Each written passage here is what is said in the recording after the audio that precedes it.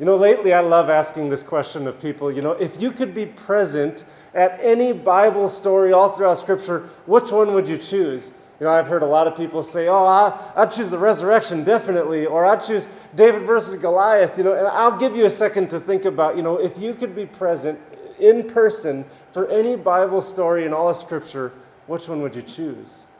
And for me, there's so many stories that I can think about of what I would choose, but the one that I kind of keep coming back to throughout my entire life is when Jesus is anointed at Bethany. And I'll share the story with you. I'll paraphrase some of it. You know the story. Jesus is reclining at a table, and in walks this woman.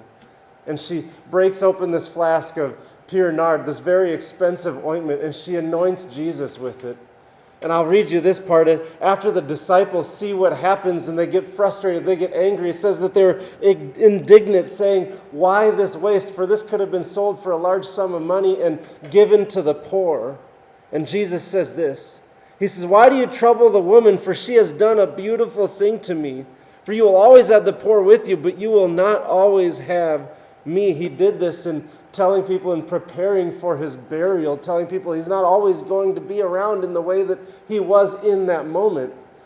And a lot of people think that, a lot of scholars believe that that ointment was worth about 300 denarii in that day. And I asked myself, I'm like, well, what does that even mean? I don't know a lot about money other than I don't have a lot of it, but what it means is 300 denarii in that day was about a year's worth of wages to her. And man, my heart just overflowing with joy about that, because I'm like, man, and I asked myself the question, I'm like, when would I ever have the ability to give up a year's worth of wages to just sit and worship Jesus?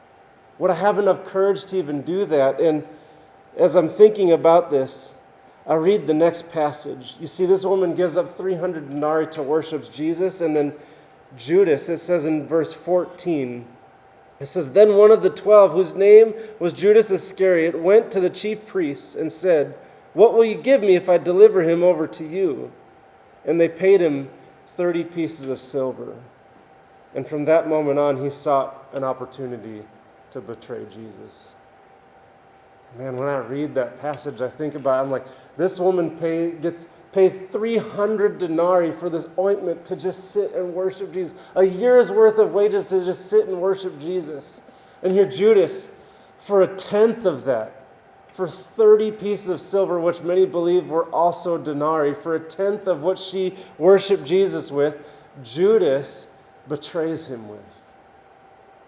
And man, I think, are you kidding? For 30 pieces of silver, my king went to a cross. And then I think more about that, and I think, Jesus went to the cross for a lot more than 30 pieces of silver. And Jesus went to the cross for a relationship with me and a relationship with you.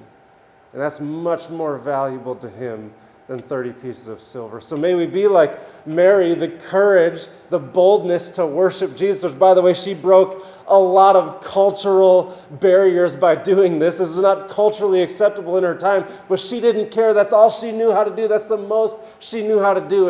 And Jesus felt her worship. And it says I like to say he gave her the highest compliment in all of Scripture, because he also says, wherever my story is told, there her story will be told in remembrance of her.